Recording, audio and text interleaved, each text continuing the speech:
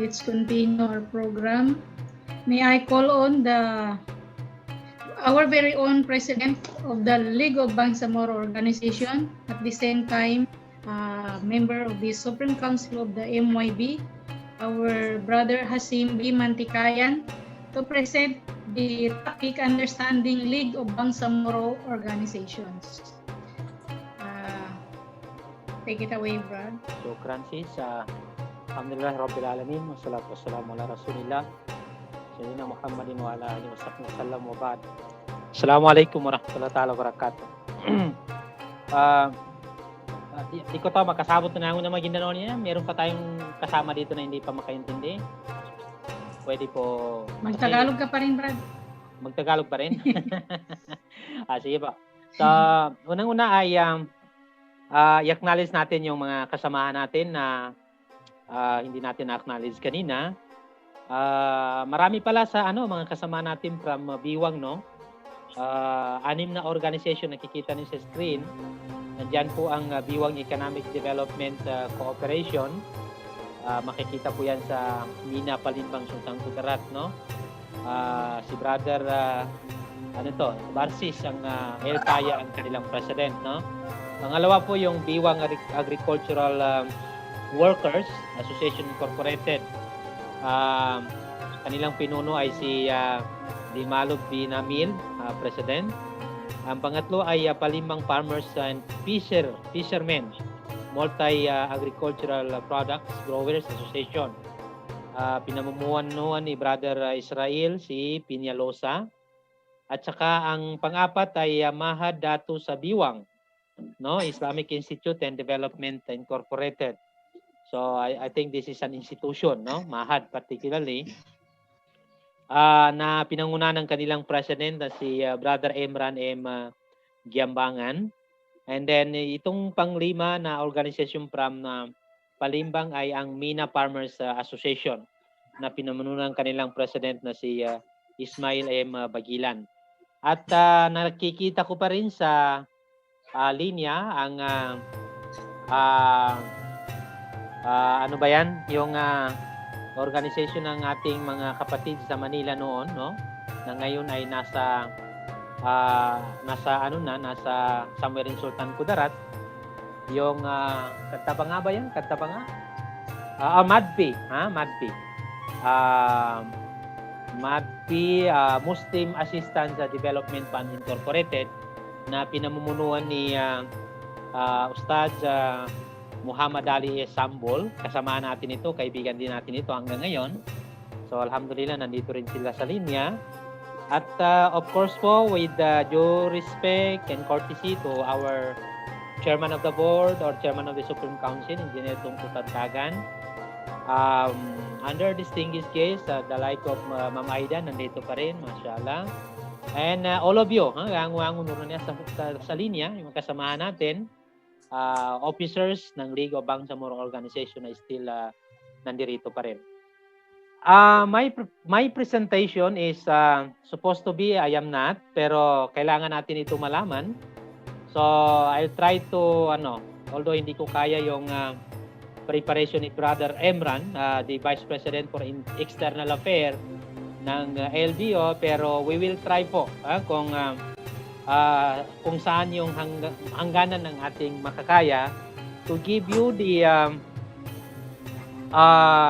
Understanding League of Bangsamoro Organization, which is supposed to be ay ito sana yung mauuna na presentation natin, ngunit gawa nung unexpected na schedule ng ating kapatid na may napuntahan siya na hindi matanggihan, kaya't medyo nahuli ito, which is dapat ito talaga yung mauna nating tatalakayin, no?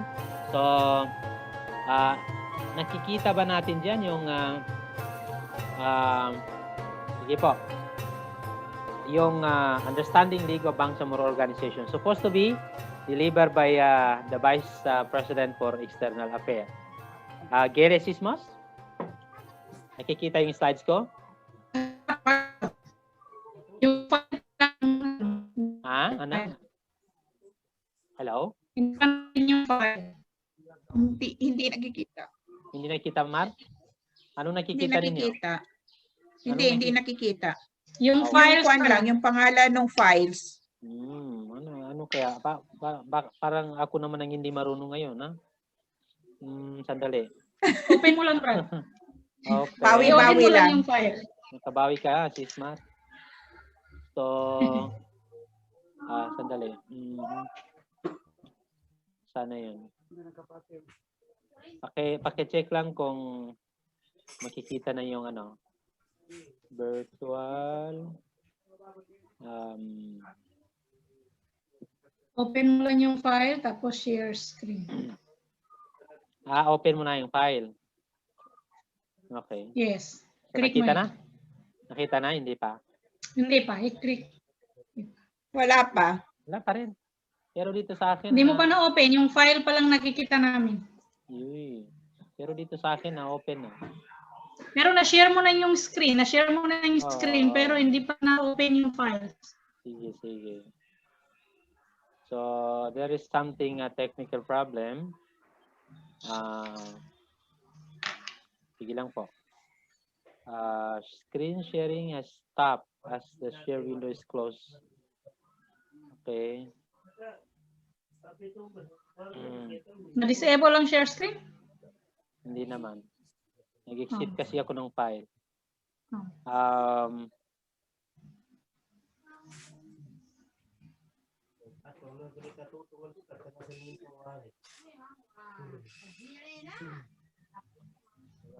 So, yung mga kasama natin na hindi pa naka-mute, okay lang kung walang ingay, ayos din, no? Sis, wala pa rin? Wala pa. Ayan, i-click mo. Okay. Na-open na dyan sa'yo? Wala pa rin, Brad. Open na dito sa akin.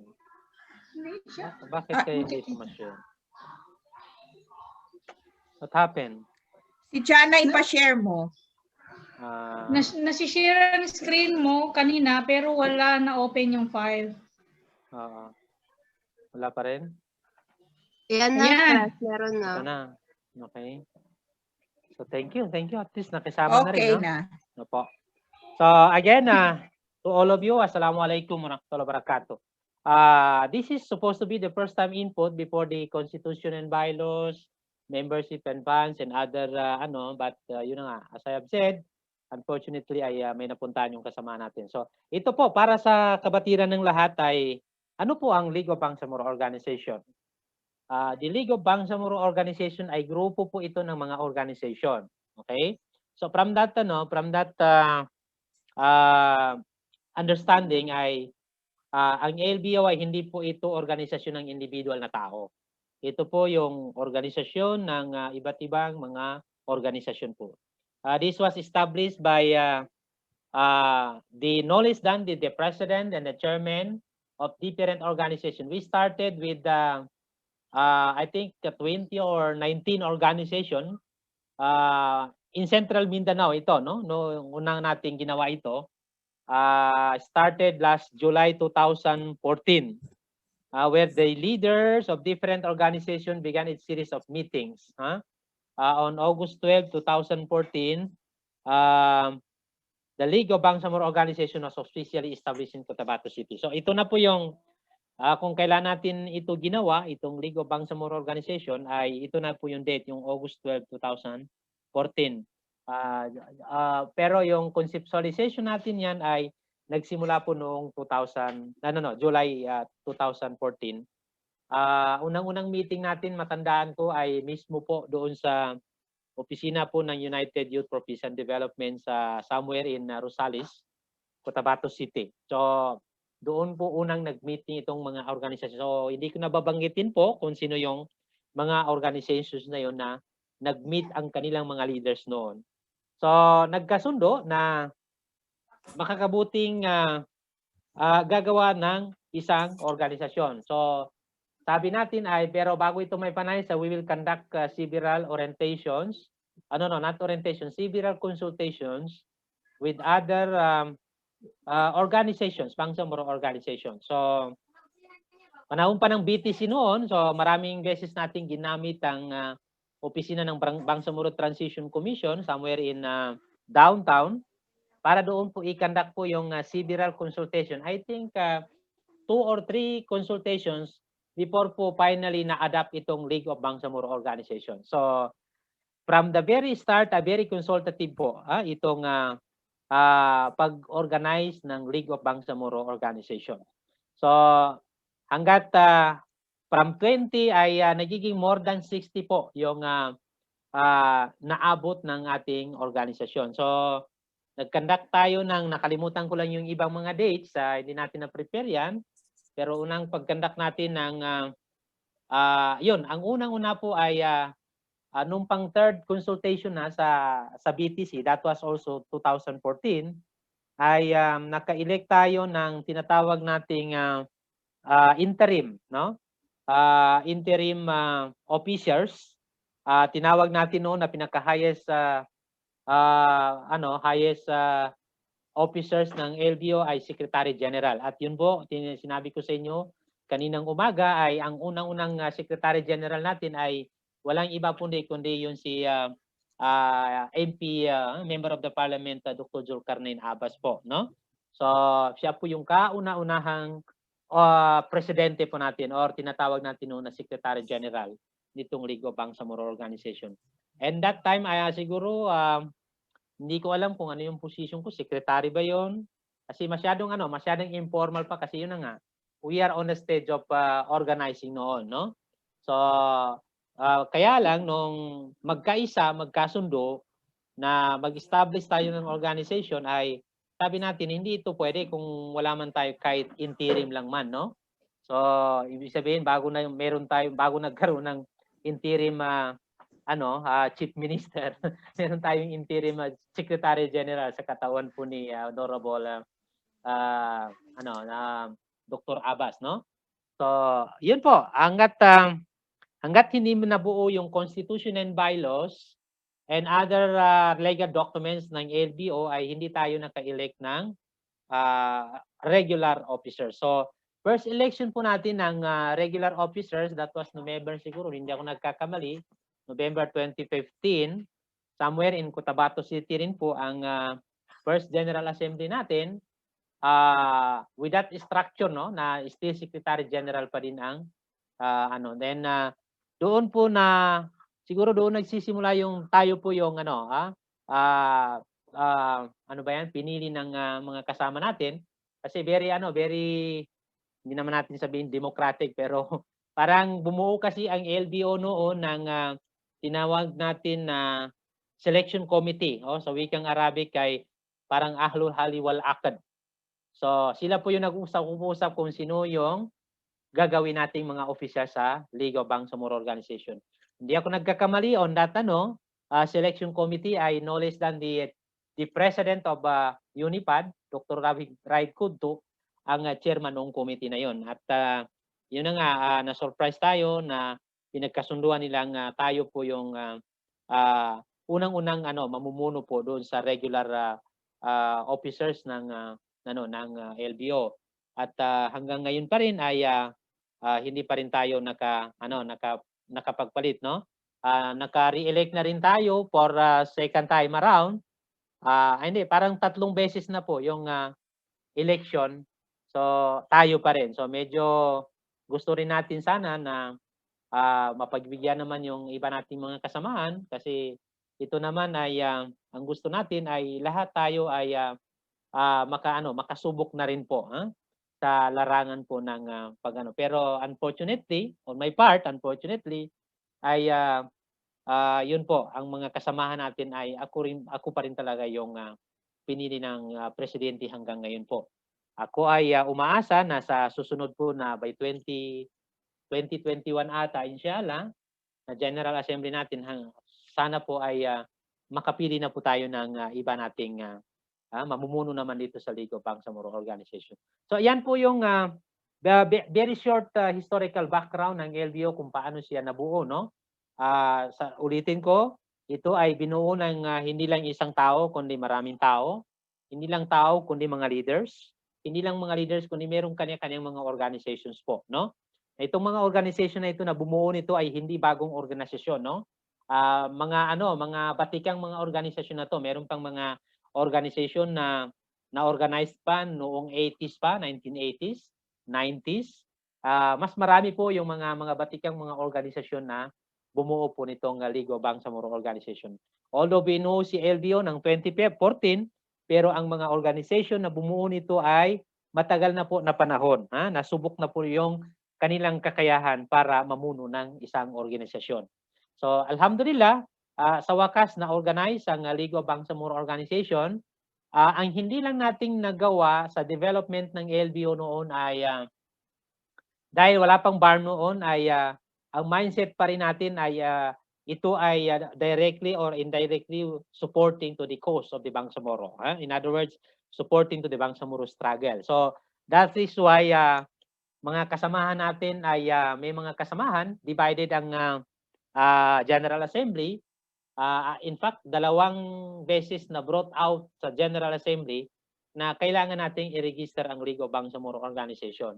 So, ngunit hindi rin pinalad dahil 2 beses na General Assembly ay hindi talaga na-register ng LBO. Kung kaya't just recently yung 2019 na General Assembly, doon pa po inaprubahan ng General Assembly na dahil meron na tayong gobyerno, iba na po yung sitwasyon natin ngayon. So kung kaya't kinakailangan meron tayong legal entity, kasi pag wala ay kahit gustuin man nating makatulong sa ating gobyerno, kung wala tayong legal outfit, ay very limited po yung maitulong natin. So alhamdulillah, kung kaya't wala pong nag-oppose noong 4th General Assembly ng League of Bangsamoro Organization ay wala pong nag-oppose na i-register ng LBO. So kung kaya't last December 2019 ay nakuha po natin yung registration po natin sa Security and Exchange Commission last December 19, 2019.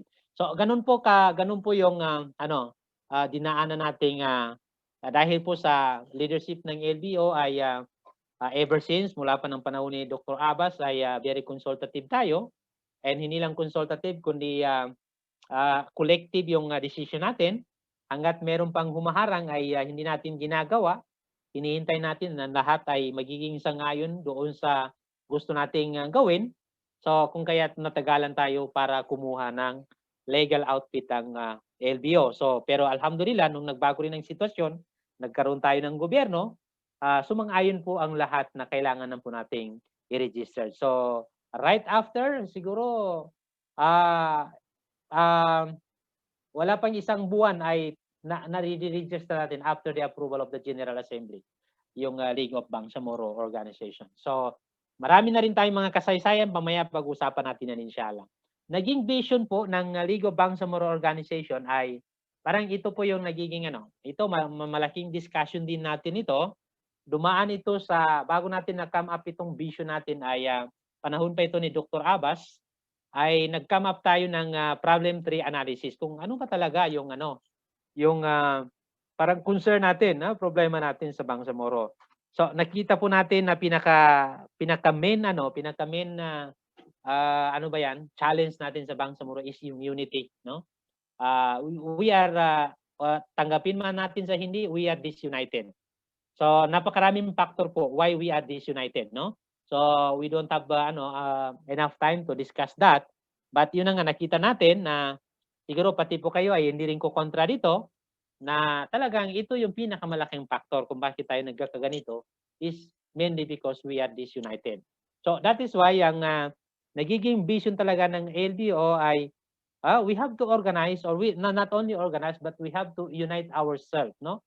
Kailangan na talaga natin magkaisa. So magkaroon tayo, makabuo tayo ng organisasyon na walang isinusulong kundi ang pagkakaisa, no? Ay itong pagkakaisa na ito ay hindi ibig sabihin ng pagkakaisa ay halimbawa wala nang organisasyon, kundi LBO lang, hindi po. Existing yung lahat ng mga organisasyon at yung mga bubuuin pang mga organisasyon. But then we have to make an avenue na kung saan doon po tayo magtatagpo ng bawat organisasyon ay doon yung magiging tagpuan po natin para po isulong, at hindi lang po isulong kundi gagawin po natin yung concern natin na the Bangsamoro is very disunited on many factors, no? On many ground na disunity. So Alhamdulillah, kung kaya't ito nakikita ninyo sa screen, na ito na talaga yung ano natin, One Society of Bangsamoro Organization by 2024. Remember, LBO was established in 2014. So that is why itong vision natin ay in-envision natin na after 10 years ay magkakaroon tayo ng isang society ng organization na kung saan nandoon po yung iba't ibang mga organisasyon. So alhamdulillah, hindi pa nga natapos ang 10 taon, ngayon 2020 pa lang tayo, ay nakikita na natin na yun na nga, yung mga different organizations of different tribes and different geographical locations ay yun na, ito na, they come together to join the LBO, no? In fact, just this year ay we have more than 1,000, not 1,000, excuse me, more than 100 organizations na underwent with itong membership orientation. At in fact, sa ngayong 2020 lang ay we have more or less 30, no, na new organizations na officially complied and of course approved by the Supreme Council yung kanilang membership po. Out of more than 100 organizations, so yun po ang successfully completed with all the requirements as discussed this morning ay more than 30 po, no? So ibig sabihin, meron pa rin mga more or less 100 organizations na hindi ibig sabihin na they are not interested to join with LBO, pero may mga challenges of course doon sa mga legal requirements nila, no? Aside from legal requirements ay doon po sa mga ibang mga dokumento po na kung saan kinakailangan makumplis mo na bago ka magiging ganap na miyembro ng LBO na ito, no? So alhamdulillah, and karagdagan pa ito na. If I am not mistaken, ay in this orientation ay we have 8 organizations from Metro Manila, no? Kasama na diyan yung sinabi nating One Bangsamoro Movement na isang napakalaking organisasyon po. And then of course sa Palimbang, sa General Santos, sa South Cotabato, including Davao, no, na meron din tayo. And then hindi ko lang napansin ay kung dumating yung mga kasama natin sa island, kasi ang island province po natin ay meron po challenge, napakalaking challenge so in terms of internet, no? Dito nga sa Cotabato ay mahina yung internet natin dito, so how much more po dito sa mga island provinces nito. Pero yan po yung mga kasamahan natin yan ay they are very much willing to be officially part of this League of Bangsamoro Organization who envision to have one Society of Bangsamoro Organization by 2024. So we have 4 years remaining na nakikita natin na very realistic po itong vision po natin na ito. Ibig sabihin, magkaroon ng isang organisasyon na binubuo ng iba't ibang mga organisasyon ng Bangsamoro na magkakaisa sa isang hangarin, inshallah ta'ala. So yan po yung pinaka-vision po natin. Ang pinaka-mission din natin sa LBO po na ito ay to have this organized body, organized meaning ito. LBO is an organized, okay? We have registered ourselves to Secretary Defense Commission, and we were also recognized by the prominent leaders in the Bangsamoro, both in the our brothers in the struggle, the Moro Islamic Liberation Front, our brothers in the MNLF, they also recognize and acknowledge the presence of LBO, and including some of our yung mga political leaders po natin, no? So ito yung vision natin, an organized body uniting Bangsamoro organization to uphold the common cause. So ito, paniniwala natin ay all organizations established, especially Bangsamoro organizations or Muslim organizations, na meron tayong itong tinatawag na common cause. Ang common cause natin po dito ay naniniwala kami ng ating organisasyon kung kaya't ginagawa natin ito ay dahil po parte po yun ng ating paniniwala sa Allah Subhanahu wa Ta'ala na kinakailangan magkaroon ng organisasyon para isulong po yung interest ng Islam. Okay? So yun po yung interest natin. Hindi self-interest, kundi interest ng agama, no? Interest ng Islam, interest ng Bangsamoro people. Okay? So yun po yung sinusulong po natin. So diyan po tayo common, no? Although magkakaiba yung pagkasulat sa mga mission, vision, goals and objectives ng different organizations, but I am sure, we are sure na lahat po tayo dito ay nagkakaisa. Na sa ngalan ng Islam, gustong-gusto po natin na ito nga, mapalakas natin ang agama natin through this organization inshallah ta'ala. Okay? And then that common cause and common interest ay patungo po doon sa enlighten. What we mean by this enlighten is, ibig sabihin yan po ay Islamize. Ibig sabihin na we are leading towards Islamization. We are leading towards having this justice, no? And then having this peaceful community. And not only just peaceful, but including progressive Bangsamoro. So, ito po yung pinaka main pinaka key na mission natin ay to have this to uphold this common cause and interest towards enlightened, justice, peaceful, and of course progressive Bangsamoro. So, in which naniniwala ko na lahat ng Bangsamoro ay gustong-gusto nito, no? Ngunit yung iba ay iiba lang tayo ng approach or strategies kung how can we attain this common cause and common interest towards achieving enlightened, just, and peaceful, including progressive Bangsamoro community or society. So ito po yung mission ng LBO. So as po doon sa major accomplishment natin, actually medyo marami-rami na rin, pero yun na nga, gawa nung limitado yung oras natin, medyo hindi natin na-capture po lahat, no? So ito lang yung some of the major, no? Members started with less than 20 organization and now reach 60 Bangsamoro organization. And currently ay umabot na tayo po ng around 103 organizations. So almost double the number in this 2020. And then plus pa kayo, no? Kung kayo po ay magpapatuloy sa inyong intensyon na magiging kasapi po sa League of Bangsamoro Organization. Pangalawa ay nagkaroon tayo ng mga organized Bureau of Speakers, lalo-lalo na nung kasagsagan po ng advokasya po natin ng BBL pa po noon, no? So ito ang LBO, ito po yung pinagandaan natin na pagkaroon ng mga speakers na makukuha po sa LBO. And then actually nagamit po natin ito, no? Especially po doon sa kasagsagan ng kampanya po sa BOL, no? Noong last year. Okay?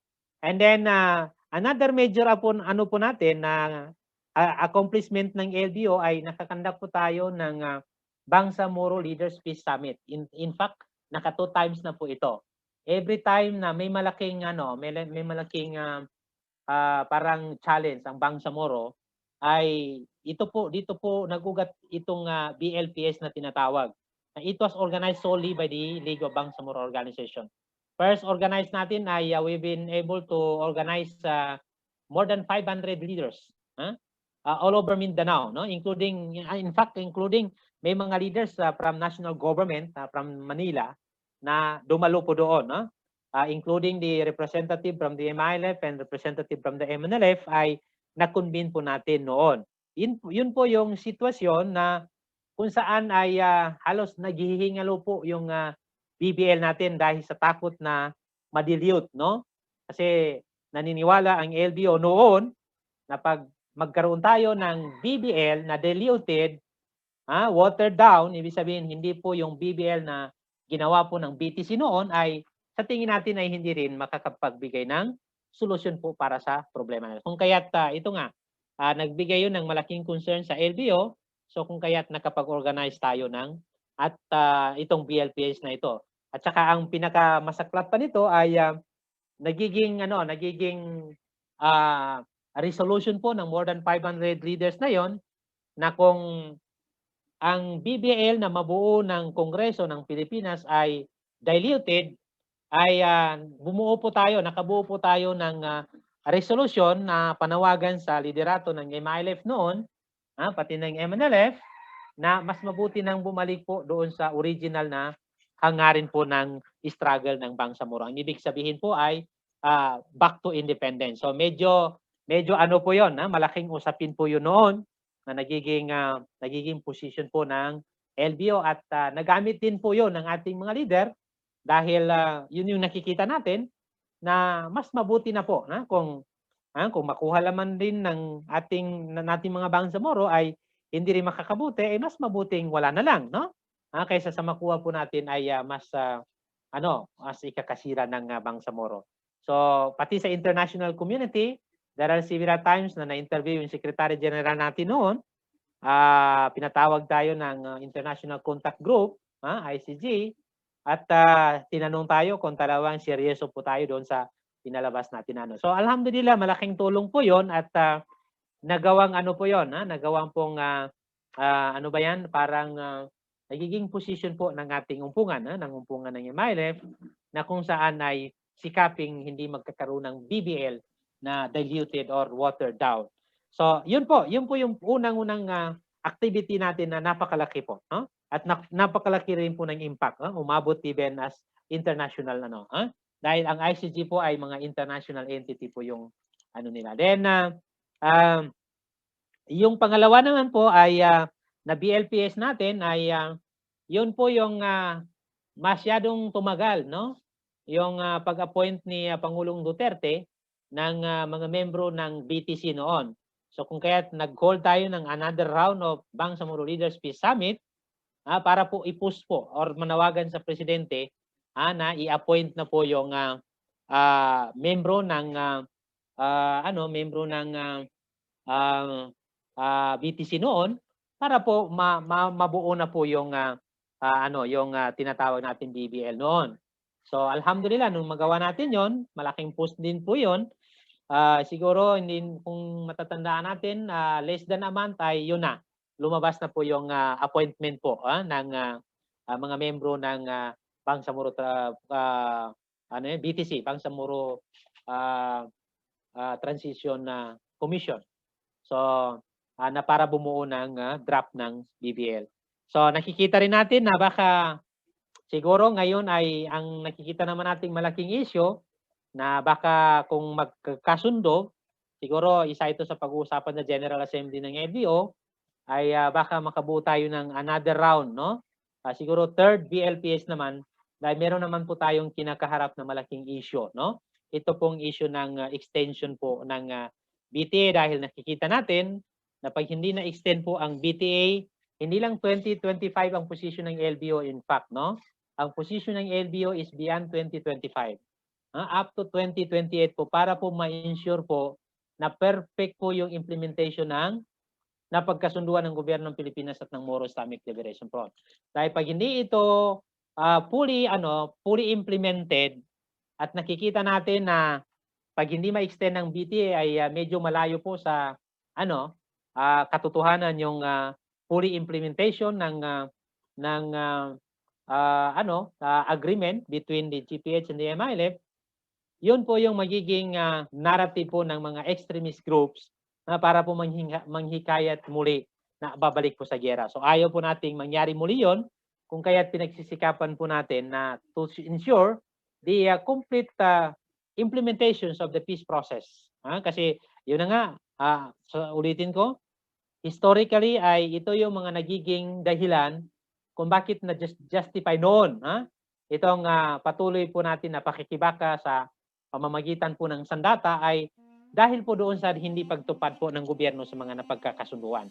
So ayaw po nating mangyari ulit yun sa panahon nitong sa MILF na being as lead organization na nagpapatupad nitong agreement na ito. So titingnan ng LBO ito kung makakatulong na gumawa tayo ng pang third round, gagawin natin para lang ma-push po natin itong panawagan ng LBO na another extension ng 6 years to ensure that complete implementations of all agreements signed between the MILF and the GPH will be complete at maayos po, smooth po yung exit agreement na papasukin ng dalawang panig ng sala. Another po dyan ay nagkaroon din tayo noon ng mga radio program. Yung spokesman natin mismo ang anchor noon. Ngunit nung magka-farm na tayo ay medyo kinulang tayo sa sapat na impormasyon kung kaya't nag-desisyon ng LBO na pansamantala ay itigil po natin. So, and then nakakreate din po tayo ng Resource Mobilization Wing. Ito yung tinatawag na Bangsamoro SED, no? Ito yung first time na special organ ng LBO na nai-register po sa Security and Defense Commission. Ang pinaka-purpose mo nito ay upang tayo po ay makalikom po ng pondo para gagamitin po doon sa mga gusto po nating gagawin, no? So ito po yung una nating nabuo na legal organ, no? Or special organ ng LGU, itong BMC na ito. At naging unang proyekto po nito ay naka-launch tayo noong tinatawag nating Piso for Bangsamoro, no? Noong kasagsagan ng kampanya po ay yun po, yun yung nagamit natin na pang-suporta sa mga kasama natin para mag-lobby sa Congress, no? Pamasahin nila sa Manila, papuntang mga hotel, papunta sa Batasan, no? Yun po, doon natin nagamit yung program na yon, no? Yung ni-launch ng LBO na Piso for Bangsamoro na pinapatakbo po ng BMC na special organ ng League of Bangsamoro Organization. And then yun din po, officially ay na-recognize tayo ng mga kaka natin sa MILF, alhamdulillah. Nakita nilang tayo po ay hindi threat sa kanila, bagamat tayo po ay katulong, no? Katuwang po. Hindi lang ng MILF kundi pati ng ating gobyerno para po doon sa pagsulong ng pagkakaisa, kapayapaan at kaunlaran po dito sa atin. Noon ay nagiging rin tayo, nagiging sentro rin po tayo ng pag-uusap ng mga different international development agencies, the like of EU team, the ICRC, and many other international NGOs na kausapin po ang LBO, no? Kung paano especially na pinaka-focus ng usapin ay kung paano po ano po yung magiging role ng civil society organization should the Bangsamoro government be established, no? So marami po tayong mga engagement po sa kanila. So sila yung pumupunta sa atin, makausap, at marami na rin tayong nabigay sa kanila ng mga input na pwede ring magagamit at makakatulong po kung magkakaroon po tayo ng bagong gobyerno. And then nagkaroon din po tayo ng complementary approach to achieve Bangsamoro RSD, no? In fact, ready po yung plano ng LBO noon na kung sakaling pakinggan ng liderato ng MILF, yung panawagan natin na magbalik na lang sa original na objective nito, ay nakahanda po noon ng LBO kung ano pong gagawin nila na makakatulong po doon sa pag-achieve po ng adhikain ng Bangsamoro. So, ito na po yung some of the pictures na nakikita natin na mga nagawa ng LBO, no? Noong mga malaking events, no? Even events na sa Davao, sa Manila. So na-engage po yung ating League of Bangsamoro Organization. So marami pa po tayong magandang gawang bagay para po makatulong sa ating gobyerno. Hindi pa gobyerno noon, kundi yung mga leaders natin nasa loob pa sila noon. Nagawa rin nating may mga petitions po tayo na i-counter po yung petitions na mga lumalabag po, yung mga hindi sumasang-ayon sa DOL noon. In fact, as far as Supreme Court ng Pilipinas ay nakaabot po ang LBO doon, no? Gawa po ng mga kasama natin diyan sa Maynila, no? Tulad nila Brad Bashir na noon nasa Manila pa noon, sila po yung gumawa ng mga mga petition na yon na kung saan kontrahin po yung mga balakid po doon sa nais na marating ng gobyerno ng Pilipinas at ng Moro Islamic Liberation Front. So, and then in fact itong taon na ito ay marami na rin tayong mga activities na nagawa.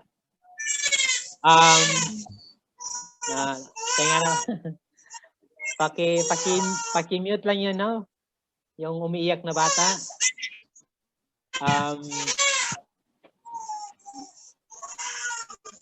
Okay. Ralph, kayo lang pong makamute. Sige. Paki-mute po yung microphone.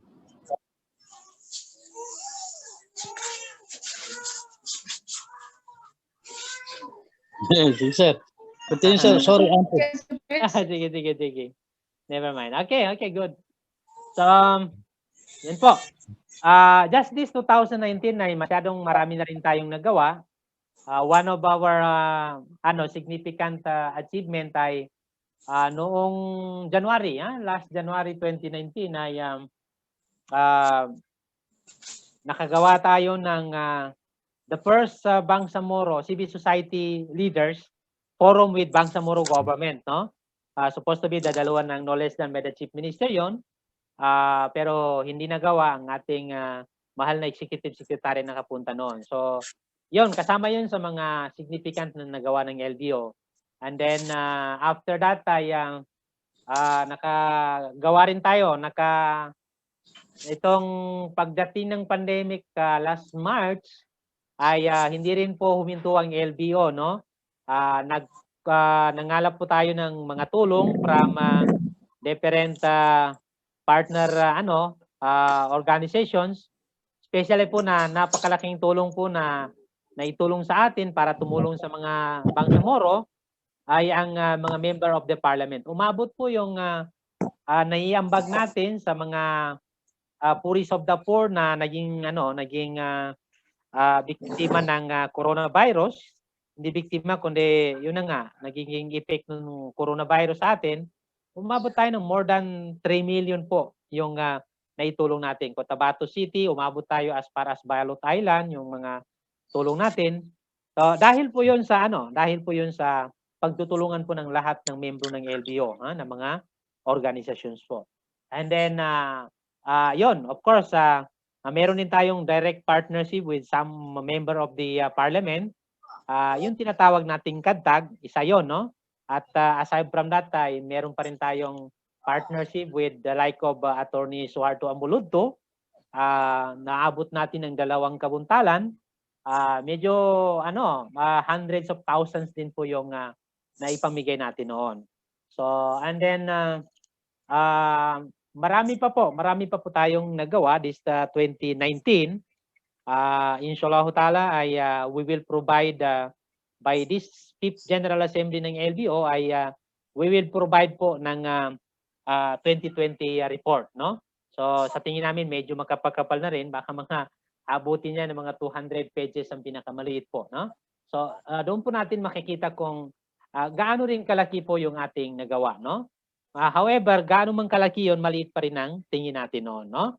Kasi hindi pa rin sapat yun para pero at least alhamdulillah, sinasabi lang natin ito na ganun yun kasi we appreciated na kung walang LBO ay malamang hindi natin magawa yon, no? Magawa man ng isang organisasyon ko, organisasyon ninyo, pero hindi ganun kalaki, no? Hindi ganun na malaki yung impact po para po sa ating mga kababayan. So, in fact 2019 nakagawa pa rin tayo ng distribution of free kurban, no? Galing lang din 'yan kasi sabi ni Treasurer kaninang umaga na tayo po ay isang organisasyon na nabubuhay sa sarili, no? 'Yun bang hindi tayo umaasa sa tulong ng sino-sino po. Tayo po yung nagtutulungan dito. So, nakikita natin, we proved na kahit pala hindi tayo ganun kalaki yung resources natin kung nagkakatulungan tayo ay talagang nakaka-create tayo ng impact, no? So hindi lang pala pwedeng tumulong kung mayaman ka, no? Kahit mahirap ka, pwede kang makatulong kung gagawin mo, kung yung bang gustuhin mo na makatulong. Alhamdulillah. And then marami pa po tayong mga very recent na nagawa natin ay yung po sinabi ni Vice Chairman ng Supreme Council kaninang umaga, Dr. Umbra, na yun na nga, hindi pa na turnover ang Cotabato ay tayo nang muna ang nakapagkanduli ditong last December 15. Yun na po yung pinakahuli ata na nagawa natin this 2020. And then, ito, ano yung gagawin natin sa sunod, no? Sismos, ito yung supposed to be original na part ko, no? So, ituloy ko na lang para after this ay mag-open forum na po tayo. Ano po yung okay, bago ko pala makalimutan ay siguro parang pagsisiyan ko kung hindi ko masabi sa inyo, yung ginanap po natin na forum on the life works and thoughts of Sheikh Salamat Hashim, no? Nagawa natin yan sometimes in July ata yun.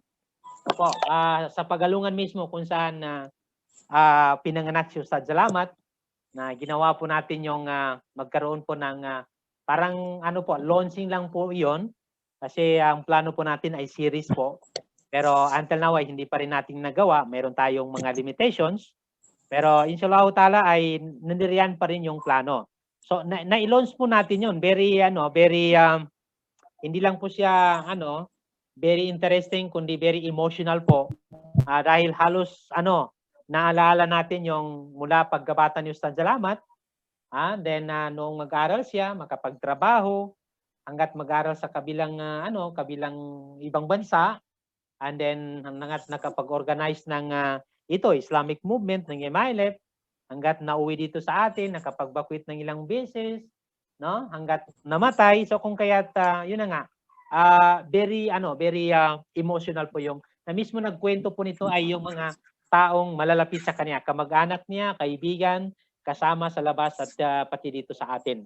So napakaganda po yun na naging accomplishment. Perhaps the best, no? The accomplishment ng LVO in this 2019 po. Again, kung hindi dahil sa nagkakaisa itong mga organization na to, ay hindi natin magawa yon, no? So alhamdulillah. And actually before that ay gumawa rin tayo ng strategic plan, no? Kasi ni-review natin yung strategic plan natin para po ma-fit po natin dito sa makabagong sitwasyon natin itong meron na tayo pong gobyerno, no? Sa madaling salita ay ang LBO ay meron po tayong sinusundan na strategic plan po, no? Pero hindi natin mapag-usapan dito, medyo may kahabaan po 'yon, no? Ang ipo-focus ko po na explain po sa inyo ay kung ano yung nakikita natin gagawin natin this 2020 po, no? 2021 I mean, no? So to sum it up ay ito yung nakikita natin at kung kayo po ay magkapagdesisyon na magpamembro po sa LBO at matanggap din ang inyong application ay magiging kasama na po kayo dito sa pag-implement nito, no? So unang-unang nakikita natin na napaka-importanteng bagay na magawa natin sa 2021 and siguro beyond 2021 pa to ay itong capacity building for the civil society and communities.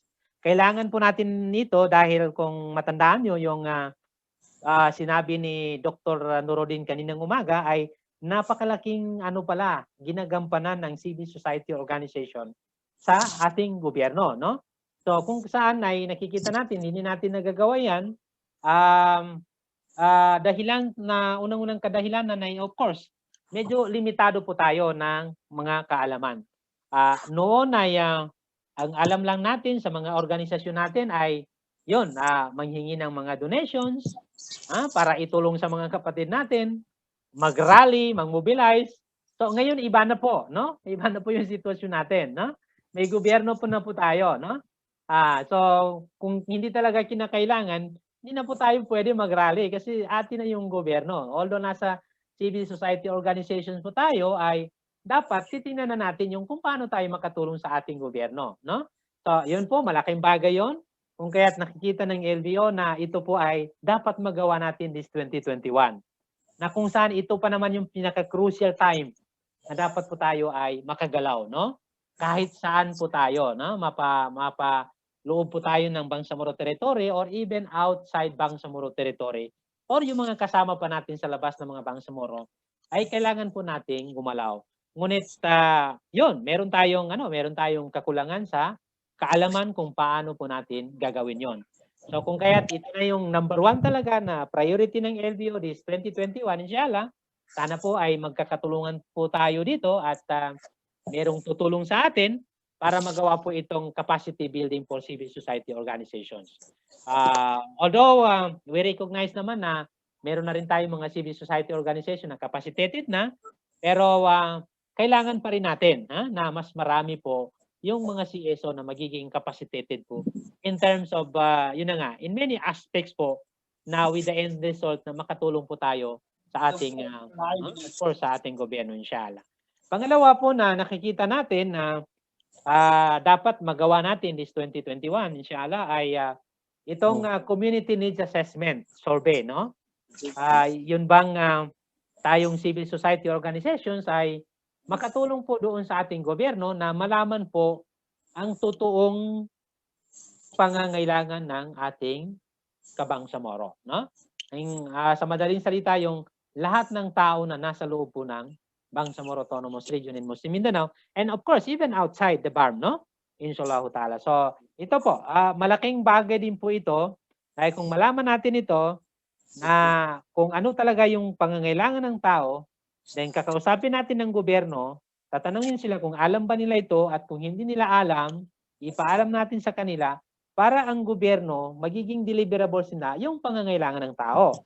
Hindi yung kung ano yung kailangan ng gobyerno, kundi ano yung kailangan ng tao para ang serbisyo ng gobyerno sa tao ay makatotohanan. Ibig sabihin ay magkaroon po ng, yun na nga, magkaroon ng saysay, yung tulong po ng gobyerno sa ating taong bayan. So, gagawin po natin yan, inshallah. Pangatlo po ay papasok din po tayo, either LBO or each member organization, doon po sa project monitoring and assessment.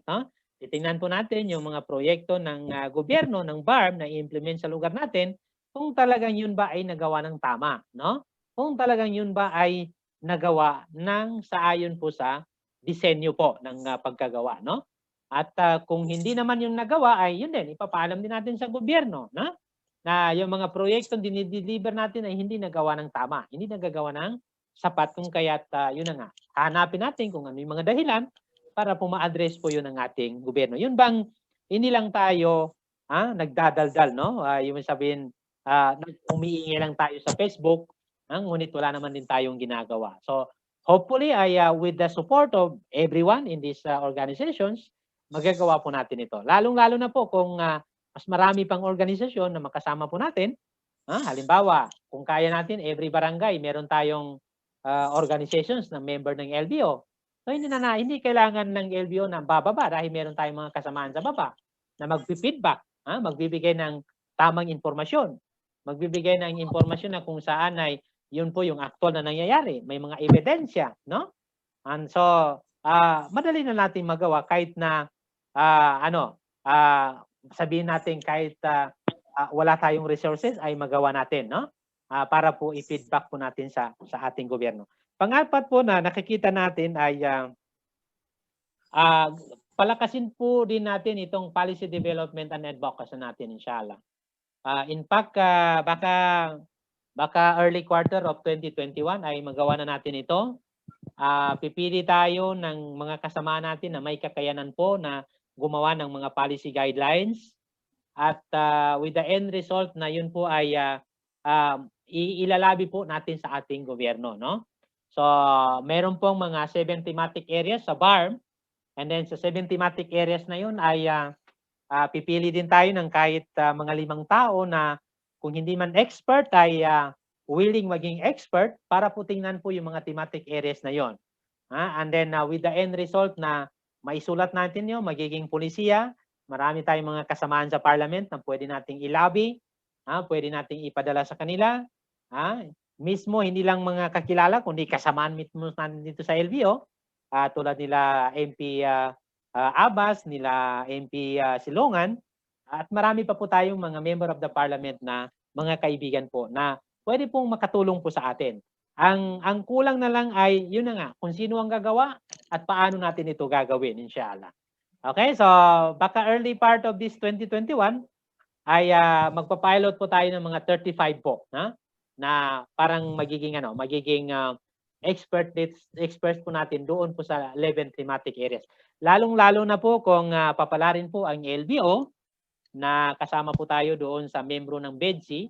Tayo po ay gawa po ng konsultasyon na mas makakabuting kung makasama tayo kung may pagkakataon na mapasama tayo doon sa Bangsamoro Economic and Development Council po na pinamumunuan ng Chief Minister, no? So kung tayo ay makasama doon, lahat po ng mga economic development na gusto natin, infrastructure, human development, human resource, and any other development na we want na maipaabot sa gobyerno, yun po yung magiging door natin na pagdadaanan po noon, inshallah ta'ala. Just pray na lang na tayo po, kasi wala naman tayong hangarin kundi para makatulong, sana po ay yun na nga, ibigay sa atin ng Allah Ta'ala na makasama po tayo doon sa council na yun, na napaka-importanting council po, no? Sa yung BEDC na tinatawag, na Bangsamoro Economic Development Council ng BARM. Okay? So panglima po na gusto nating gawin this 2021 inshallah ay itong community engagement and dialogue. Okay? Dahil ang ating taong bayan, ang kanilang usually na reklamo, ang kanilang usually na hinaing ay hindi nila nalalaman kung ano yung nangyayari sa gobyerno. Okay? So tayo bilang nasa civil society organizations, ito po yung sisikapin natin na magkaroon po tayo ng open engagement sa gobyerno natin para maipaalam natin sa kanila kung ano yung gustong malaman ng tao. And then in return naman ay tayo na civil society organizations as link between our people and our government, ipaabot natin sa kanila kung ano yung nangyayari sa gobyerno, no? So sa madaling salita, itong community engagement natin ito ay we have to educate our people so that our people can effectively participate in running the affairs of the government. Kasi itong gobyerno, tao ito, no? Hindi lang gobyerno ang ating chief minister, kundi pati yung mga tao, si Babo, si Bapa, yung mga farmers natin, mga fisher folks natin, mga workers natin, gobyerno yan sila, no? So kung kaya't kailangan nilang malaman kung ano po yung mayroon sa gobyerno, anong ginagawa ng gobyerno, at anong naman yung role ng maraming tao para po masuportahan yung gobyerno. So makadyabuta sa mapian. Ito ay bagapasa nanto. So yung good communication, pagkaintindihan ng community pati ng ating gobyerno, malaking bagay po yung ating gagawing engagement po, no? Tayo po yung magiging parang tulay, a bridge, no? Between our people and our government to our people, inshallah ta'ala. Pang-anim po na gustong gagawin ng LBO this 2021, inshallah, ay magkakandak po tayo ng regular na Civil Society BARM Forum Series, inshallah. So kung kaya natin ito every month, kung kaya natin every provinces in the BARM, regular ito inshallah. Ang system nito ay nandyan yung tayo ng mga CSO, especially mga leaders. And then nandyan din po yung mga tao ng gobyerno, no? Ibig sabihin yung mga kinatawan ng chief minister, no? And then of course yung mga concerned ministries. So magharap tayo, no? Magkaharapan ng civil society pati ng BARM government, no? So yun na, ihanda po natin kung ano yung mga gusto natin mangyari, ano yung mga pangangailangan natin, ano yung meron sa atin, sasabihin natin sa ating gobyerno. And then, ang gobyerno naman, ganunin ang gagawin nila. Sasabihin nila kung ano meron sa kanila, paano sila makatulong sa atin na tulungan yung maraming tao. So, sa madaling salita ay mag-uusap po, itong CSO BARM Forum na to ay mag-uusap ang gobyerno at tayong civil society organization on how can we cooperate with each other to support our people, the Bangsamoro people, inshallah ta'ala.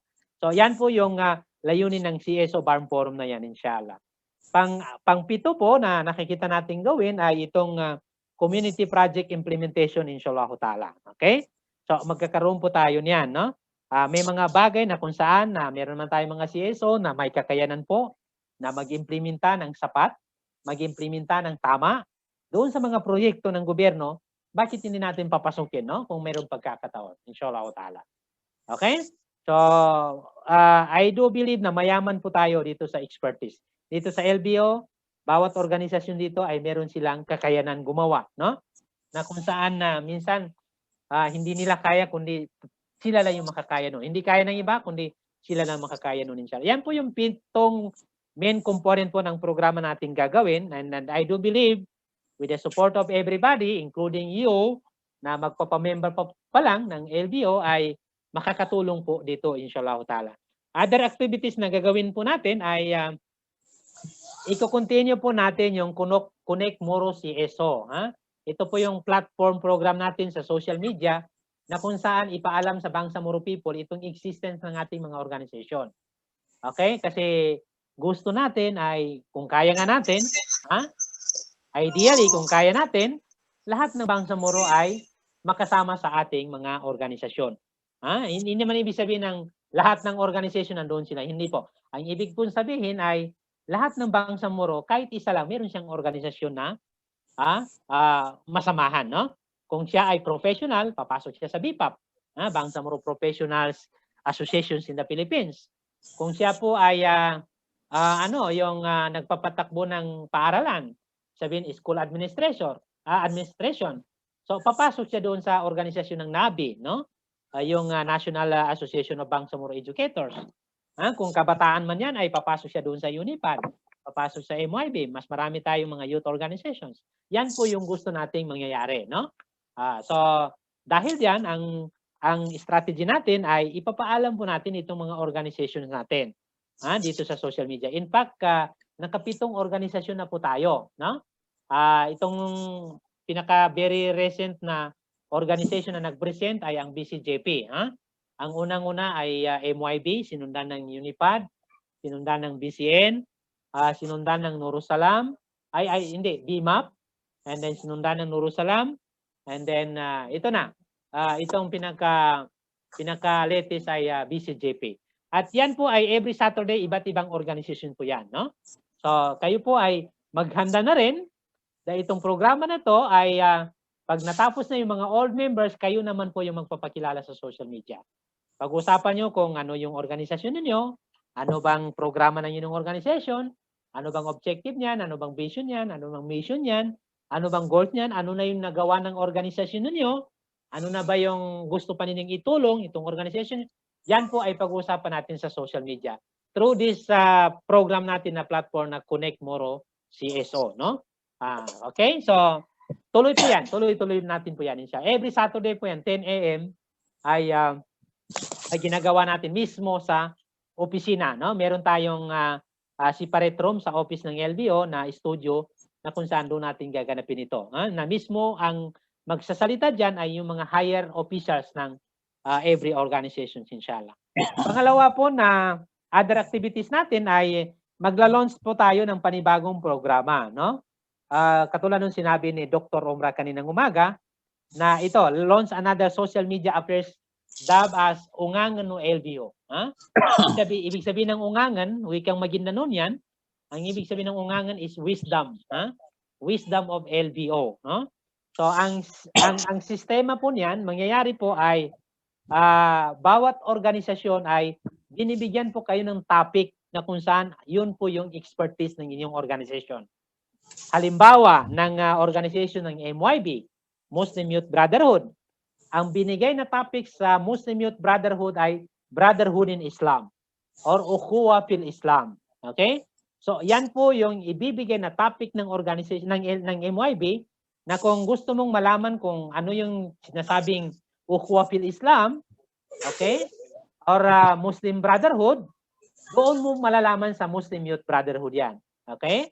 And then, tulad halimbawa ng Women in Islam, dahil we have this organization, itong Nurusalam. So, sila po, sa kanila po natin maririnig yan. So, every day po yan except Sunday po. Pero pag naalis na po yung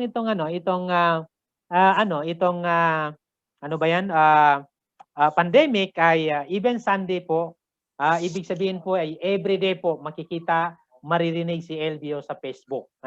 Inshallah ta'ala. So, kinakailangan natin dyan, yung suporta ninyo, unang-una po, yung bawat organisasyon, lalong-lalo na po yung meron nang naibigay na topic, paki-research po yan, dahil inshallah ta'ala, January 1, maglo-launch po tayo. And then after launching, tuloy-tuloy na po yan, no? Inshallah. So, ang pinaka-main goal po nitong programa na to ay, we want to educate Bangsamoro people through social media, inshallah ta'ala. Education, no? Education. Kasi ito po yung kulang po sa atin. Kailangan po natin educate ang Bangsamoro. So, different topics po ito. Napakaraming topic po. Pati governance, leadership, management, youth, women, family, lahat po. Maririnig po natin itong... so, sa tingin natin ay very unique ito. Wala pang gumawa nito. Only LBO.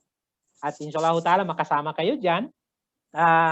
Yun nga, hinihingi lang natin yung tulong ng bawat isa. Kahit po mag-comment or kung hindi man mag-comment, mag-like lang or mag-share sa Facebook fan page natin pati po sa YouTube dahil malaking bagay po yun na tulong lang lahat ng membro ng organization inshallah. So this January 1, maglo-launch tayo niyan. That will be on Friday.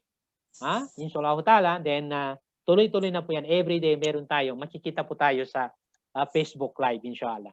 Pangatlo po ay inshallah ay nakaambang na rin. Ready na rin po. Nakakasado na rin po yung ikakandak po natin na 5th General Assembly ng LBO. That would be on January 30 inshallah ta'ala. Pero ang makaka-attend lang po dito ay yung lahat ng legitimate member ng League of Bangsamoro Organization. So kung kayo po ay makahabol ng before January 30 na makakomply at ma-approve po yung membership ninyo, pwede po kayo mag-attend po dito sa General Assembly na to. Okay? So yan po yung mga nakabinbin po na gagawin natin this 2021 inshallah. And then tuloy-tuloy rin po natin yung lobby and advocacy natin sa BTA extension, no, up to 2028 inshallah ta'ala. And then continuous din po yung gagawin ng LBO na recruitment po, no? Hindi po tumitigil si Brother Bashir na mag-recruit para po mabigyan po ng pagkakataon yung mga kasama natin na gusto nilang sumama po dito sa League of Bangsamoro Organization. So, medyo mahaba na rin. Umabot ako ng almost 1 hour na. So, I do hope na maliwanag po, malinaw po yung lahat po ng ating naibigay po sa inyo. At kung meron naman mga clarification, ay meron din po tayong open forum session inshallah. So, with that, ay bago ako magpaalam, ay kung meron man ako nasabing hindi mabuti para sa inyo, ayun po ay humingi po ako ng, yun na nga, paumanin, no? Pasensya po, inshallah ta'ala. So with that, thank you very much for your very attentive listening, inshallah, and participation. Assalamualaikum warahmatullahi wabarakatuh.